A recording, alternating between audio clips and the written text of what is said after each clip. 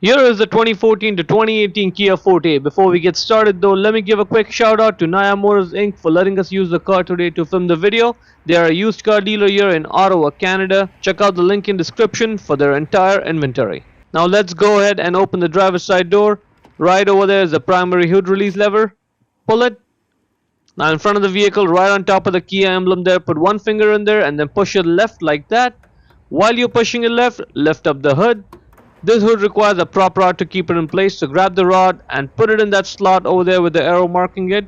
Then slide it left and let it go. Now once the hood is open, that's the battery right over there. Now for this job you will need a 10mm socket and a ratchet, and you will also need, for the retaining bolt down there, a 12mm socket and an extension. 12mm. That's all the tools you need for this job. Let's go ahead and first take off the negative terminal wire over there. Use the 10mm socket and loosen that nut. You just have to loosen it enough that you can wiggle that wire off.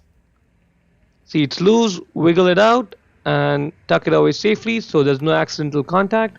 Now repeat the process for the positive terminal wire.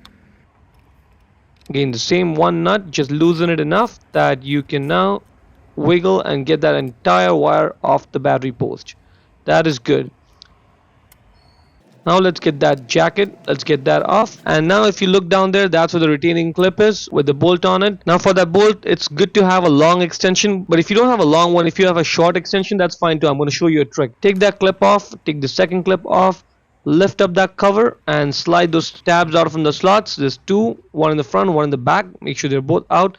Now you can lift up the cover and that should give you access to the bolt. See, now even with the short extension you can reach the bolt and loosen it and get that bolt off completely. Once you get the bolt out, keep it somewhere safe, and now you should also be able to just lift up the retaining plate, pull the battery forward and then at an angle take it out.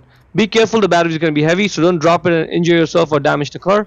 On the battery you'll find all the information you need. There's a group 47 battery with 650 cold cranking amps. Make sure the replacement one is of the same size and has at least 650 cold cranking amps. Now you see that ridge, that's where the one end of the battery goes, and on the other end there's a retaining plate that goes on, and that's what keeps the battery from moving around. Put the new battery back in, position it, and now I'll show you how the ridge interacts with the battery.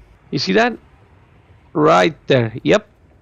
For that we have to push the battery backwards. Push it backward as much as possible. That is good. Let's make sure it's oriented correctly. See the positive sign with the plus, negative sign with the minus. It's all proper.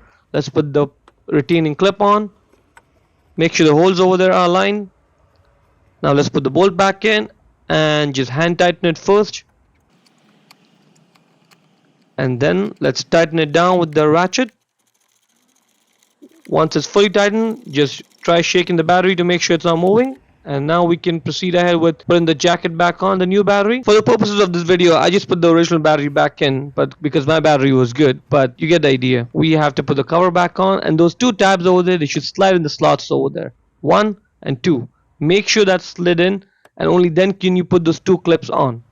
That is done. Now let's put the positive terminal wire on. Make sure it goes down all the way on the battery post.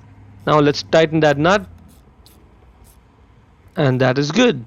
Repeat the process for the negative one. Now when you do this you may notice some sparks, and that's totally normal. Don't be worried, because that's when the connection is formed. Make sure the wire goes down all the way. Tighten the nut, and that's good. Let's try it out in the car. See if it starts up. Yes, and it does. No issues whatsoever. We are good over here. That one warning is for the door. Let me see what happens. I'm going to close the door, and that warning goes away. The radio is working just fine. Everything is good, and that's pretty much it. See how easy the whole process was? First you have to push the hood, take load off the prop rod, slide it right and get it out of there, put it back in its place, lower the hood and then slam it shut. Hope you found it useful.